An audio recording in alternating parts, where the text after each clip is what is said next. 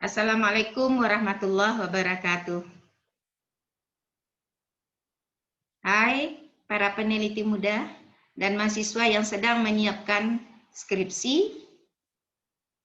Pada video kali ini kita akan membahas tentang karakteristik penelitian kuantitatif dan topik penelitian kuantitatif.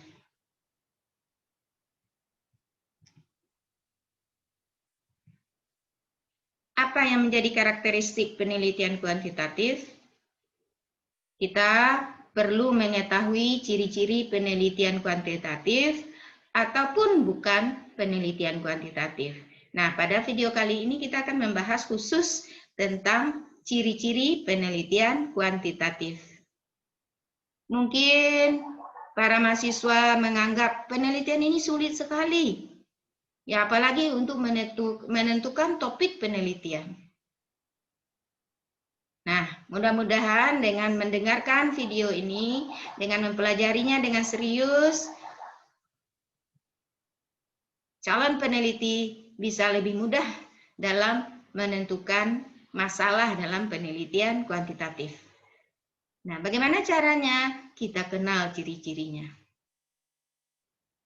Penelitian kuantitatif, ciri-cirinya yang pertama adalah bahwa penelitian ini menguji hipotesis. Jadi, kita melakukan penelitian kuantitatif ini bertujuan untuk menguji apakah hipotesis kita tentang sesuatu permasalahan diterima atau ditolak. Nah, apa itu hipotesis? Hipotesis itu adalah jawaban sementara atas pertanyaan yang kita ajukan tentang permasalahan penelitian. Nah, yang kedua yang menjadi ciri-ciri dari penelitian kuantitatif ini, hasil penelitian kuantitatif nanti generalisasinya itu ya bisa diambil secara internal dan eksternal dan harus valid. Nah, ini khusus untuk penelitian eksperimen. Karena dalam penelitian eksperimen ya, jika generalisasinya tidak valid, maka hasil penelitiannya tidak bisa diterima. Nah, apa itu valid secara internal? Jika kita misalnya meneliti pengaruh strategi mengajar, ya cooperative learning misalnya, terhadap hasil belajar speaking misalnya. Secara internal dia akan valid jika memang yang mempengaruhi hasil speaking itu memang strategi pembelajaran yang kita gunakan. Nah, ini disebut dengan valid secara internal. Nah, bagaimana pula dengan valid secara eksternal? Nah, nanti hasil penelitian kita itu yang kita telitikan hanya sampel. Misalnya hanya 2 kelas saja. 2 kelas saja itu jumlahnya misalnya 60 orang. Nah, sementara populasi kita bisa ratusan. Nah, kapan kita katakan hasil penelitian kita valid? Jika hasil atau temuan penelitian kita itu bisa berlaku untuk populasi. Bahkan juga bisa berlaku untuk di luar populasi yang mempunyai masalah yang sama dengan populasi. Nah, itu bisa dikatakan dengan valid secara eksternal. Tentu untuk mendapatkan itu, proses penelitian kita harus benar. Jika proses pengumpulan data, misalnya melakukan eksperimen tidak benar, atau instrumen penelitian kita tidak benar, maka hasil penelitian kita itu tidak akan valid, baik secara internal ataupun secara eksternal. Jadi tidak bisa digunakan. Yang ketiga, bahwa penelitian kuantitatif itu bertujuan menguji hubungan sebab akibat antara minimal 2 variabel. Apa sebabnya? Misalnya yang menjadi sebab motivasi berprestasi. Nah, apa akibatnya? Hasil belajar bahasa Inggris. Atau apa akibatnya? Kemampuan berbicara dalam bahasa Inggris. Nah, hubungan antara motivasi belajar ya dengan kemampuan bahasa Inggris itu disebut dengan hubungan sebab akibat. Nah, inilah karakteristik penelitian menurut Jason DKK. Nah, apalagi yang menjadi ciri khas dari penelitian kuantitatif ini? Ya, dalam analisis datanya menggunakan statistik. Ada angka-angka, ya. Jadi statistik yang dimaksudkan ini adalah statistik yang menggunakan angka-angka, baik berupa ya statistiknya deskriptif, persentase, itu juga disebut dengan atau kita kategorikan dengan penelitian kuantitatif. Selanjutnya, yang menjadi ciri dari penelitian kuantitatif bahwa kita melakukan analisis data setelah data semuanya terkumpul. Jadi kalau belum terkumpul datanya, kita belum boleh melakukan analisis data. Terus yang kita kaji adalah hubungan antara variabel ya yang kita kaji. Ya, tadi ya variabelnya misalnya variabel penyebab dan variabel akibat. Nanti ya secara khusus apa itu variabel kita bahas dalam topik variabel. Kemudian, ini masalah penting dalam penelitian kuantitatif. Pertanyaannya, ya, pertanyaan dalam penelitian kuantitatif, ya, kita rumuskan dalam rumusan masalah penelitian. Jadi rumusan masalah penelitian dalam penelitian kuantitatif itu dalam bentuk pertanyaan. Dan pertanyaannya itu harus spesifik, tidak boleh umum. Nah, sekarang apa yang disebut dengan topik umum? Ya, istilah lainnya subjek penelitian dan topik khusus yang disebut dengan masalah penelitian. Nah, topik penelitian kalau secara umum itu disebut dengan subjek penelitian atau topik umum. Nah, topik ini masih luas ya. Topik yang atau subjek penelitian itu masih luas.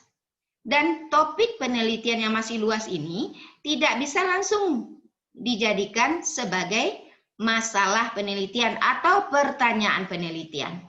Dia harus dipersempit terlebih dahulu.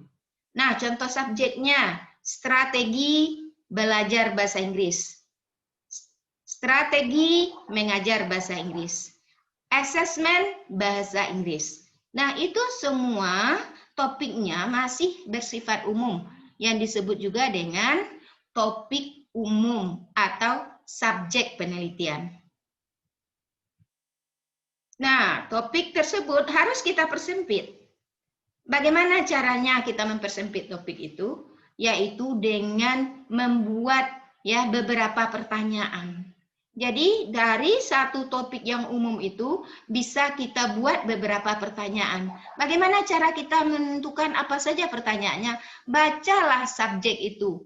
Ya, berarti kita baca sumber baik dari buku atau dari jurnal, kita baca tentang subjek itu atau topik umum itu.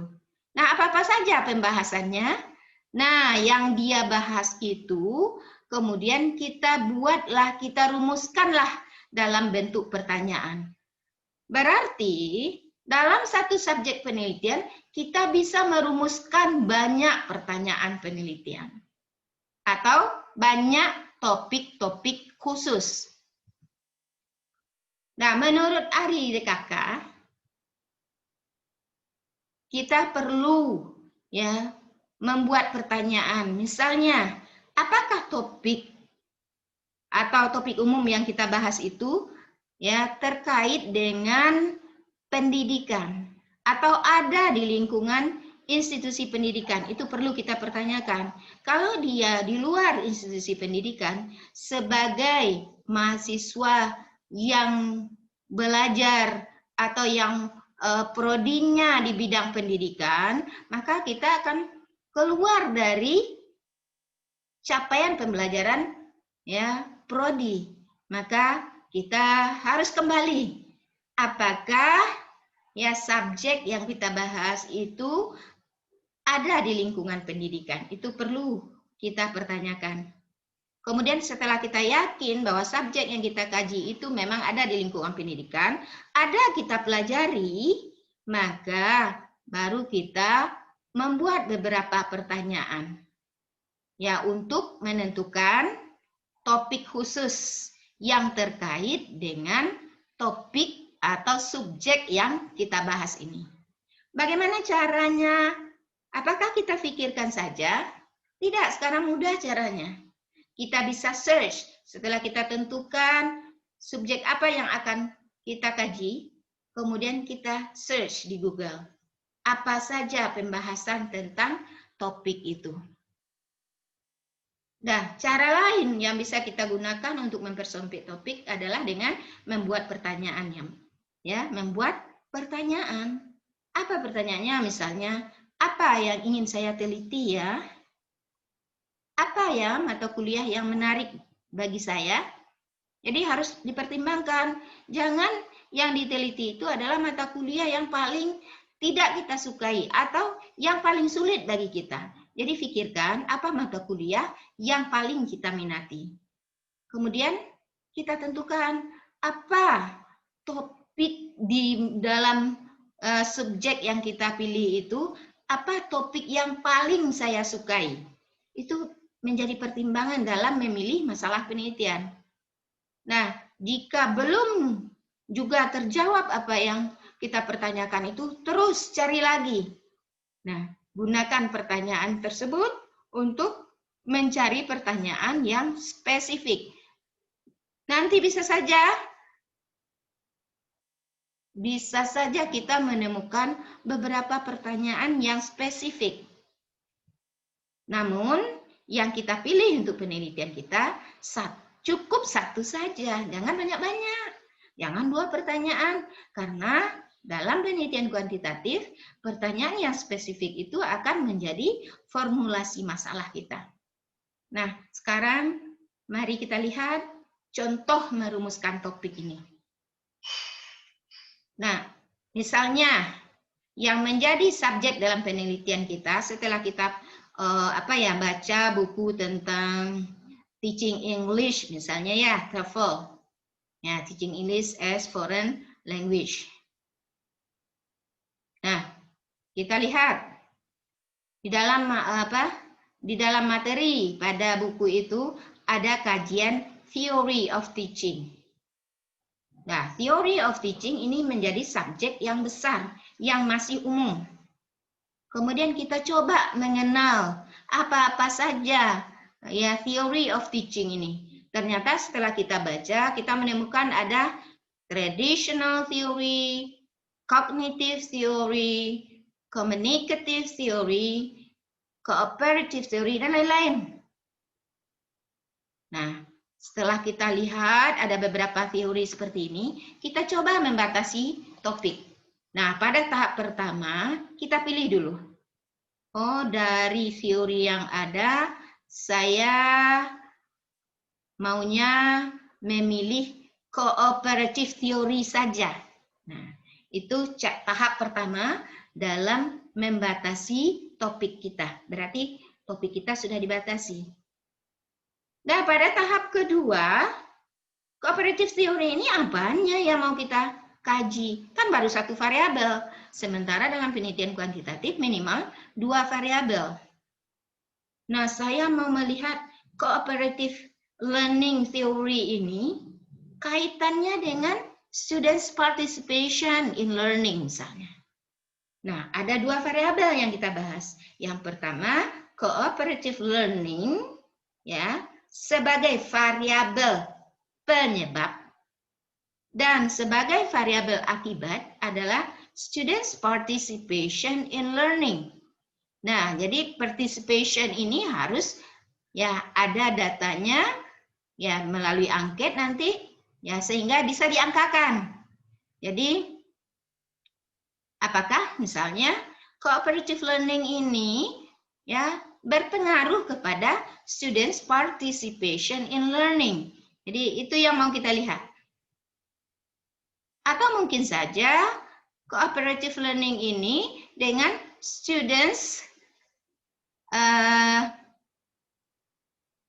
confidence in speaking misalnya. Bisa saja cooperative learning pengaruhnya terhadap students confidence in speaking. Nah, karena sering ya kooperatif, ya belajarnya kerjasama, sehingga muncullah kepercayaan ya siswa dalam berbicara dalam bahasa Inggris. Bisa saja dua variabel itu. Dan banyak lagi contoh yang bisa kita jadikan sebagai masalah penelitian kita. Yang kedua ini disebut dengan masalah penelitian kita. Nanti kita rumuskan dalam bentuk pertanyaan. Nah, bagaimana cara kita merumuskan topik? Ya, topik yang bagus itu seperti apa? Nah, yang pertama, topik kita jangan terlalu luas. Ya, apa maksudnya topik yang terlalu luas itu? Kalau nanti ya dari satu topik kita itu bisa kita dapatkan data yang begitu banyak, bisa kita dapatkan informasi yang begitu banyak. Ya, sumber yang begitu banyak, berarti topik kita terlalu luas. Jangan, kita hindari itu. Jangan pula terlalu sempit. Ya. Kapan kita katakan bahwa topik kita itu terlalu sempit? Satu buku saja kita baca sudah terjawab. Itu berarti sempit ya.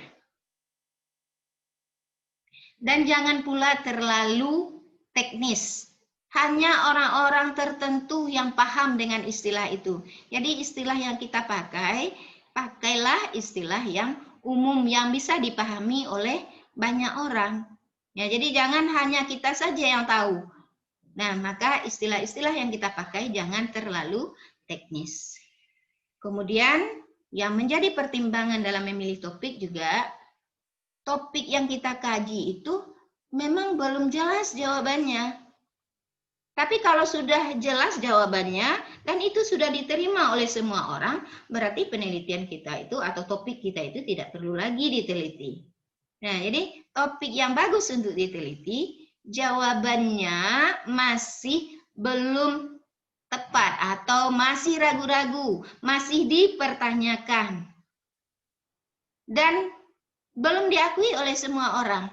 Maka dengan penelitian itu kita bisa meyakinkan pembaca bahwa ini benar, ini buktinya. Nah, jadi itu ya syarat atau menjadi pertimbangan bagi kita dalam memilih topik. Kemudian topik yang kita pilih itu apakah penting? Ya. Terus apakah topik kita itu ya bisa dijawab dengan membaca ya berbagai sumber. Jadi dengan membahas beberapa pendapat para ahli. Nah, itu yang topik yang bagus. Tapi kalau terlalu banyak atau hanya satu saja juga tidak bagus. Jadi memang kita pertimbangkan ya jumlah sumbernya. Jangan terlalu banyak dan jangan pula satu saja atau dua saja. Selanjutnya, topik yang kita pilih harus menarik bagi kita sebagai peneliti. Jika kita tidak suka dengan topik itu, kita akan stres sendiri dalam melakukan penelitian nanti. Ya, terasa berat penelitian ini. Tapi sebaliknya kalau kita menyenanginya, ya meskipun banyak yang harus kita kerjakan, tapi kita enjoy aja.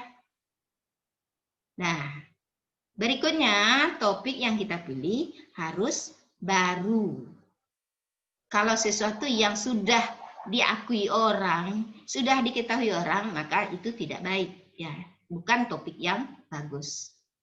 Dan perlu dipertimbangkan topik yang kita pilih itu bisa diteliti. Kalau tidak bisa diteliti, walaupun bagus topiknya, walaupun dia bermanfaat, tapi tidak bisa diteliti, apa yang bisa kita lakukan? Nah, jadi pertimbangkan bisa enggak kita menelitinya. Dan yang paling bagus lagi, jika satu topik itu memunculkan topik baru. Artinya apa? Setelah selesai satu penelitian, muncul lagi pertanyaan baru, sehingga kita melakukan penelitian lagi. Muncul lagi topik baru, lakukan lagi penelitian. Nah, itu yang bagus penelitian kita. Sehingga topik kita berada di sekitar itu saja. Nah, kita bisa melanjutkan penelitian terus. Nah, inilah topik yang paling bagus. Kemudian, yang perlu diingat bahwa sumber bacaan yang bisa menjelaskan, yang bisa membantu kita dalam memahami topik kita ini memang ada tersedia, baik berupa buku di perpustakaan atau di internet, ya, atau berupa jurnal ilmiah ada. Kalau tidak ada sumbernya, maka apa yang bisa kita lakukan? Karena penelitian ini pada dasarnya kita meneruskan apa yang sudah dikaji oleh peneliti sebelumnya. Nah, mudah-mudahan dengan mendengarkan penjelasan tadi, para peneliti dan mahasiswa yang sedang mempersiapkan skripsi bisa memahami, ya, bagaimana caranya mengenal topik, bagaimana caranya merumuskan topik, terutama berkaitan dengan masalah penelitian atau pertanyaan penelitian. Nah, mudah-mudahan video ini bermanfaat bagi semua. Dan untuk pendalaman, ya ada baiknya sahabat semua melakukan latihan di bawah ini. Yang pertama, cari beberapa jurnal dari subjek yang sama. Jadi, apa subjeknya? Misalnya, strategi mengajar. Cari beberapa jurnal tentang strategi mengajar. Kemudian setelah dibaca, rumuskan subjek yang menarik. Apa? Dari beberapa jurnal tentang strategi mengajar, saya tertarik dengan strategi yang berkaitan dengan theory of learning misalnya. Dalam theory of learning ini, apa yang menarik bagi saya? Misalnya interactive theory. Nah, kemudian coba baca. Kalau sudah sampai di sana, sudah kita apakan? Ya, fokuskan perhatian kita atau pemikiran kita kepada interactive theory, bacalah jurnal yang terkait dengan interactive theory tersebut. Nah, di sana nanti akan dapat dilihat ya kemana saja pengaruhnya. Nah, mungkinkah pengaruhnya terhadap confidence? Mungkinkah pengaruhnya terhadap motivasi? Mungkinkah pengaruhnya terhadap misalnya independence? Nah, dan mungkinkah ada pengaruhnya terhadap achievement, skill, dan segalanya? Nah, maka hubungkanlah antara dua variabel itu. Tetapi kalau misalnya kita tertarik kepada sesuatu yang sudah terjadi, ya tidak perlu kita cobakan. Misalnya apa? Kita lihat tentang habit dalam belajar. Ya. Habit in learning English. Ada ternyata kita baca habit orang macam-macam. Ya, ada yang habitnya menghafal kamus misalnya. Ada yang habitnya suka practice speaking. Ya, dalam practice speaking itu dia tidak peduli grammarnya benar atau salah. Ya, jadi ada beberapa habit. Nah, kita baca tentang habit in learning. Nah, dalam habit in learning itu apa yang bisa kita pelajari? Apa yang nampak ya topik kita? Habit in learning masih ya topik kita masih luas. Ya, baru satu variabel, kita mau melihat variabel apa yang dipengaruhi oleh habit ini. Mungkin saja berkaitan dengan confidence misalnya. maka kita bisa mengaitkan antara habit in learning dengan confidence. Nah, latihan ini perlu ya sahabat cobakan agar dapat lebih mudah dalam merumuskan masalah penelitian. Sekian yang dapat saya sampaikan pada video kali ini. Mudah-mudahan ada manfaatnya. Selamat mencoba. Assalamualaikum warahmatullahi wabarakatuh.